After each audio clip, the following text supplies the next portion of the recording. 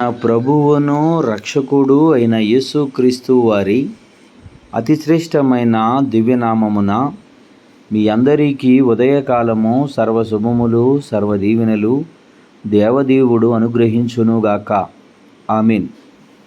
ప్రియ దేవుని పిల్లలారా, ఈరోజు ప్రభువును 4వ తారీఖు క్రీస్తు వారి జూలై నెల అతి శ్రేష్టమైన 2025వ సంవత్సరము. మీ అందరికీ ఈరోజు దేవుని వాగ్దానము ఎఫెసీయులకు రాసిన పత్రిక 6వ అధ్యాయము ప్రియ దేవుని పిల్లలారా, ఈరోజు తుదకు 30వ యొక్క మహాశక్తిని బట్టి 2025వ బలవంతులైయుండు. ఈరోజు దేవుడు తన పరిశుద్ధ లేఖన భాగము 34వ మీ జీవితములో ఈ వాగ్దానము దేవదేవుడు కొద్ది నిమిషములు ధ్యానం చేద్దాం. నేను ఎల్లప్పుడూ యెహోవాను స్తుతించెదను, నిత్యము ఆయన కీర్తి నా నోటనుండును. పరిశుద్ధాత్మ దేవుడు తెలియజేస్తున్నటువంటి మాట, మీరు దేనిని బట్టి బలవంతులై ఉండాలి అంటే ప్రభు శక్తిని బట్టి గణపరచుడి. నీకున్నటువంటి కులాన్ని బట్టి, ఆయన నామమును నీకున్నటువంటి బలాన్ని బట్టి, పరిశుద్ధ లేఖన నీకున్న ధనాన్ని బట్టి, మీ నీకున్నటువంటి జ్ఞానాన్ని బట్టి నీవు బలవంతుడు అని నిన్ను నీవు మోసం చేసుకోవద్దు. తెలియజేస్తున్నటువంటి మాట దేవుని వాక్యము తెలియజేస్తుంది, నీ హృదయం అన్నిటికంటే మోసకరమైన ఘోరమైన వ్యాధి కలది అని.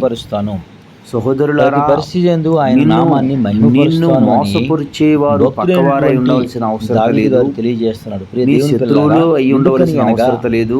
మనము వచ్చి నన్ను మోసం చేస్తారు అని నీవు మోసపరుచుకునే వ్యక్తిగా ఉండవద్దు. తెలియజేస్తుంది, ఎందుకనగా నిన్ను మోసపరిచేది నీ హృదయమైన దేవుని వాక్యము తెలియజేస్తుంది. ఇర్మియా గ్రంథము 17వ అధ్యాయము 9వ వచనములో ఆకాశమందు నీవు ఎందుకు ఈ మాటలు మీకు తెలియజేయవలసి వస్తుంది అంటే, మనము బలం కలిగిన వారు బంధుత్వాలు అని స్నేహితులు ఇప్పుడు అనుకోవాలి అంటే దేవుని ఆత్మచేత నింపబడినప్పుడు మాత్రమే. నీవు కన్నీళ్లలో ఉన్నా, కష్టాలలో ఉన్నా, ఆర్థిక సమస్యల్లో ఉన్నా, ఎవరున్నారు ఆకాశం కృంగుదలలో ఉన్నా, ఈ లోకము బలహీనుడు అయిపోయిన సహోదరులారా, నీవు క్షీణించి క్షీణదిశకి నీవు వచ్చిన రకాలుగా నిన్ను వాక్యము నీలో ఉన్నా స్థిరముగా నెరవేర్చే వ్యక్తివి అయితే నీవు బలవంతుడివి. వాక్యము నిన్ను బలపరిచేది అయితే నీవు బలవంతుడువు.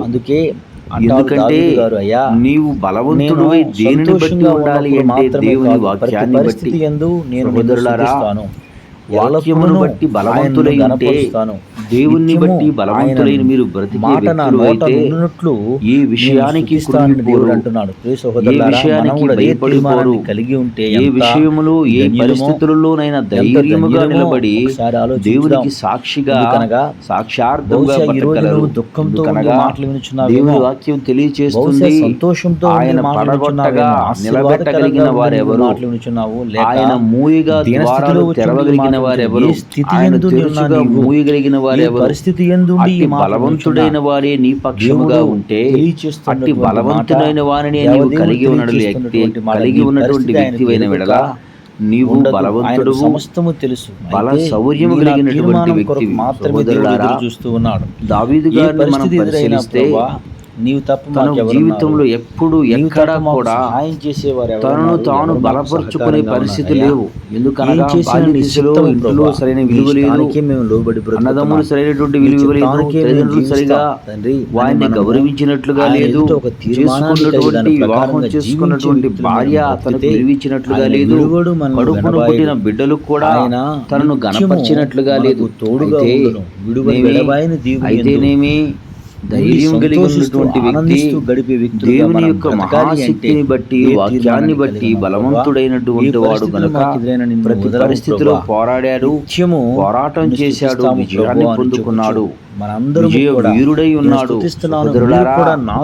దేవుని వాక్యము మీతో సూటిగా మాట్లాడుతున్నటువంటి మాటను బట్టి మీరు దేన్ని బట్టి ధైర్యంగా ఉండాలి అంటే, దేవుని యొక్క వాక్యమును బట్టి, దేవుని బట్టి బలవంతులైన ఎడల నిశ్చయముగా మీ జీవితంలో మీరు పొందుకోవలసినవి పొందుకుంటారు, అందుకోవలసినవి అందుకుంటారు. దేవుని యొక్క నాతో కలిసి బలవంతులై ఉండు దేవుని బట్టి ధైర్యంతో ఉండి స్థిరపరచబడు కృప దేవుడు మీకు అనుగ్రహించును గాక.